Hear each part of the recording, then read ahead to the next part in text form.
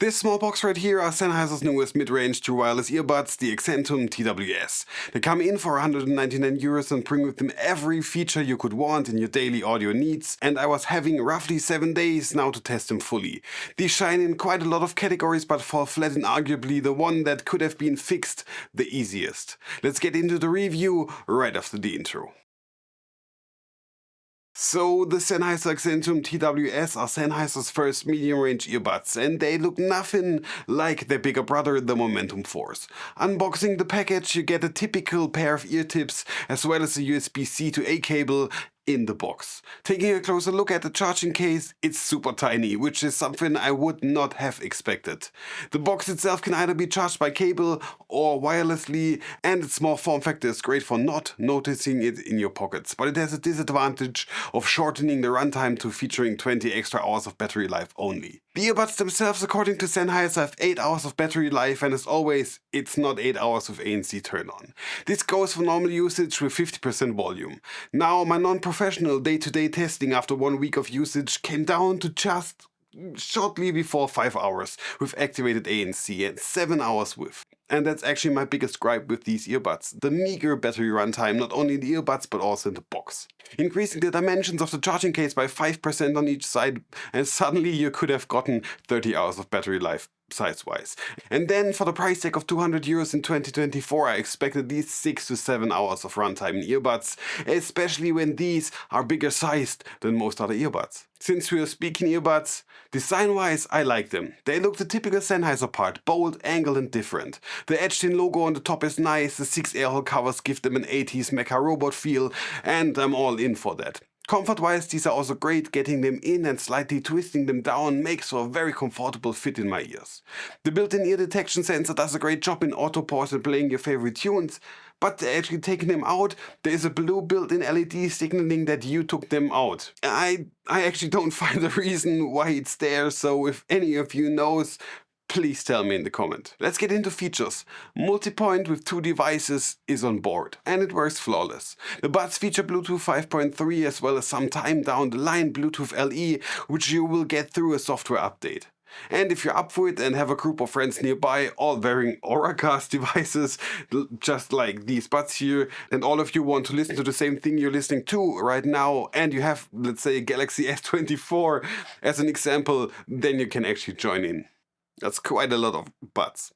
The earbuds themselves feature an IP54 rating, which is pretty good for earbuds that aren't predominantly built for sports, giving you plenty of security when it comes to water splashes or dust. Codec-wise, the Accentums have everything you expect on board. All the standards are available except aptics lossless. Now before going into the mic test, the ANC and the transparency as well as the sound quality, here's another thing I don't really like about the Accentums. Its control scheme. These are completely touch-based, which is fine in my opinion, but how you touch control them is kinda weird directly out of the box. In most other earbuds, you tap for playback and pause and hold for switching between the different ANC modes, which becomes second nature pretty quickly. Now, on the Accentums, everything is split between both earbuds, so you have some controls on the left and some on the right earbud. You want to hear an example? I'm pretty sure. So you tap once on the left earbud, this activates transparency mode. Tap once on the right earbud, toggles between play and pause.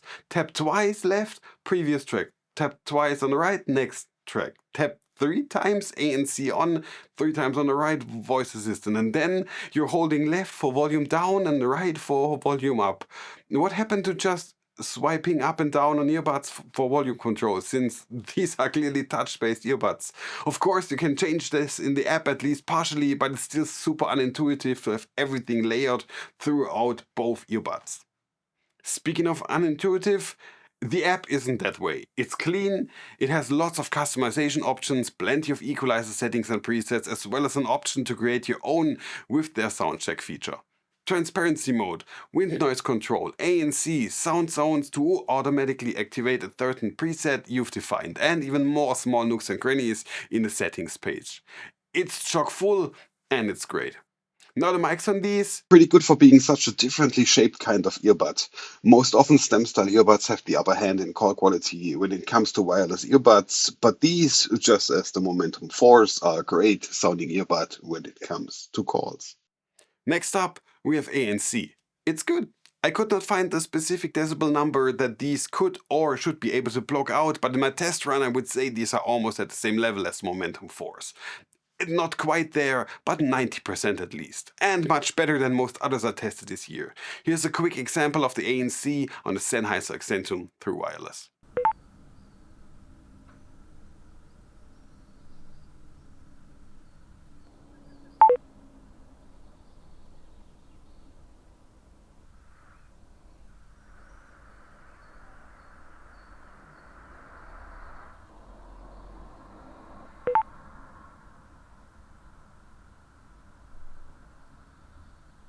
Now to the final and arguably the most important part of any earbud review, the sound quality.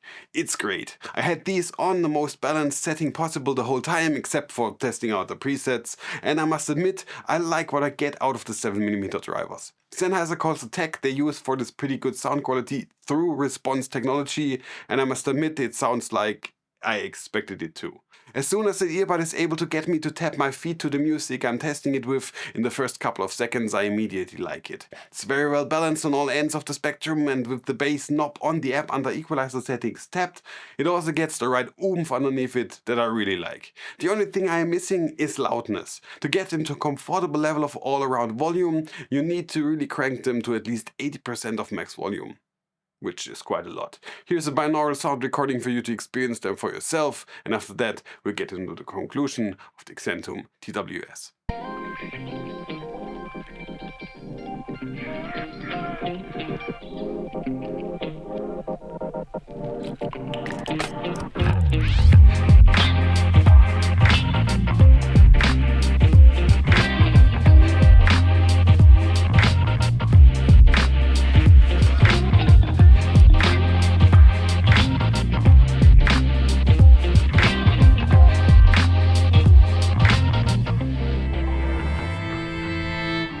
Seeing you in sundress season got me all up in my feelings for the old days, old days. I've got the summertime blues, thinking about you and me in the way that it used to be.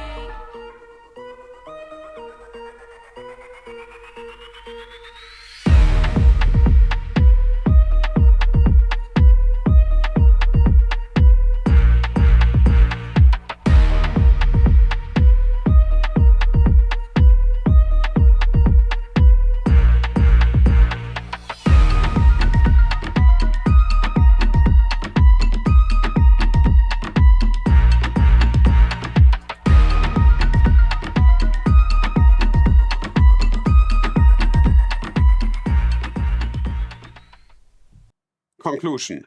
For 200 euros, these are pretty good earbuds that feature quite a lot in terms of actual value for the money. Great sound, high customization options, great ANC, nice design, good mics, and everything in a well-rounded package that is also very small. If this is everything you need and don't care for having a really unintuitive control scheme that at least can be customized to how you like it and a meager battery life with ANC turn on, then these should be high on your priority list. I would give them actually a recommendation if it wasn't for my all-time favorite earbuds that I'm using as my reference right now, the Jabra Elite 10, which actually have also everything and great battery life for 200 euros. As always, my name is Leech and I'm off writing the next scripts. If you enjoyed this video, make sure to subscribe to this channel. There are plenty more of this type of content and many other things available for you to watch. Have a great day, see you around, and goodbye.